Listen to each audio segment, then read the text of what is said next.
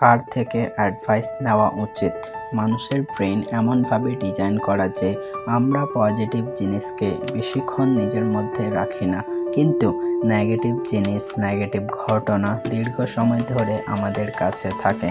আমরা যে কোনো বিষয়ে আমাদের অর্ধেক মোটিভেশন এই ব্যাপারে লস করি যে সামনের মানুষ আমাকে নিয়ে কি বলবে এইটা ভেবে।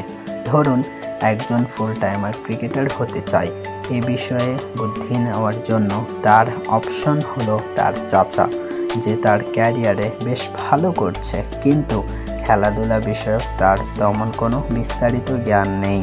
আর একজন হলো এলাকার বড় ভাই, সে ফুল টাইমার ক্রিকেটার হিসেবে বেশ ভালো করছে। আপনার কি মনে হয় কার অ্যাডভাইস নেওয়া উচিত? অবশ্যই এলাকার সে বড় ভাইয়ের, তাই না? কিন্তু সত্যি কথা হচ্ছে বেশিরভাগ মানুষ চাচার কথা শুনে হাল ছেড়ে দেয় এবং নিজেকে এমন কাজে ইনভলভ করে যা সে কখনো এনজয় করে না। তাই জীবনের একটা সরল রুলস হলো আপনি তার কাছ থেকে উপদেশ নেন যার মতো আপনি হতে চান।